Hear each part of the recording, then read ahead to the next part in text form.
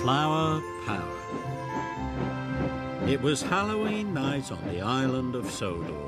The moon shone brightly and the stars twinkled in the night sky.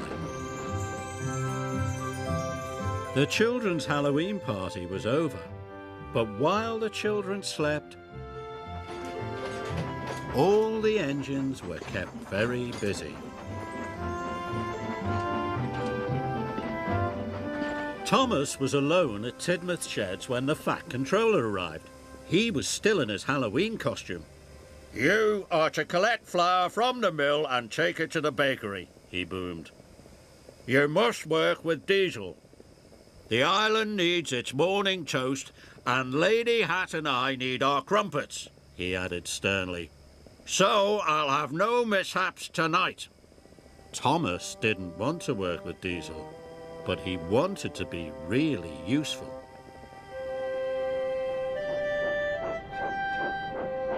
When Thomas arrived at Brendan, he couldn't see Diesel at all.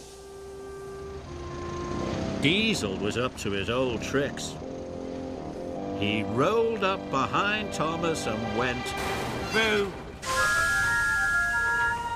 Trust the silly old Stevie to be scaredy on Halloween," Diesel sneered.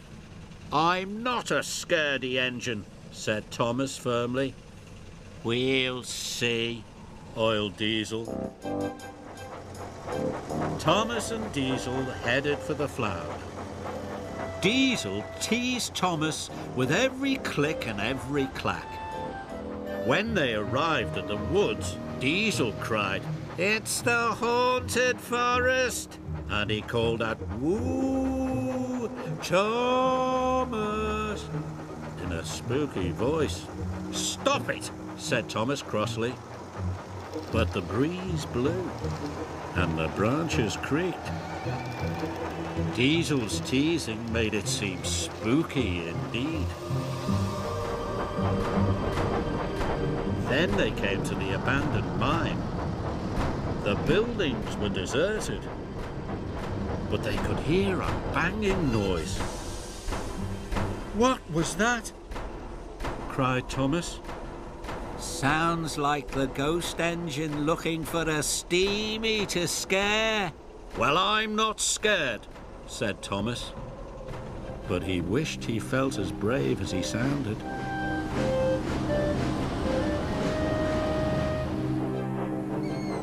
Thomas and Diesel had to stop at a red signal. It was next to a twisty old tree. The wind whistled, and Thomas heard a strange cry. Suddenly, Thomas felt something touch his tender. "Look out!" cried Diesel. "The ghost engine is after your funnel." "Cinders and ashes," gasped Thomas, and he let out a frightened peep. "Scaredy engine," Diesel teased.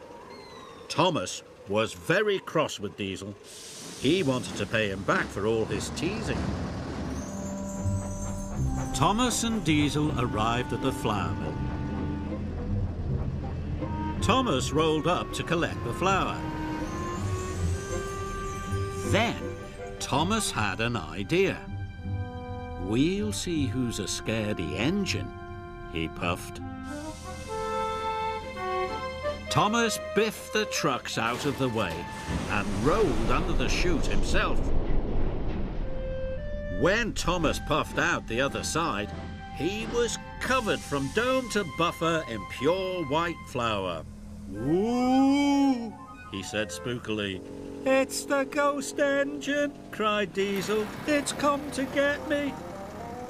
"Stop," cried Thomas. "It's just me." But Diesel was nowhere to be seen. After Diesel was gone, the mill seemed very quiet. But there was still work to do. The island needs its bread, thought Thomas, and the Fat Controller needs his crumpets. Thomas shunted all the trucks into one long line, and he set off for the bakery all alone.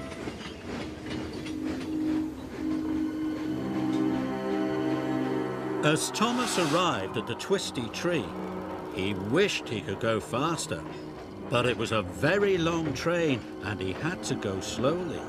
Because he was going so slowly, Thomas could see that the tree wasn't spooky at all. It was just a tree, he gasped, and the strange cry was an owl. Thomas was relieved. Thomas chugged towards the abandoned mine.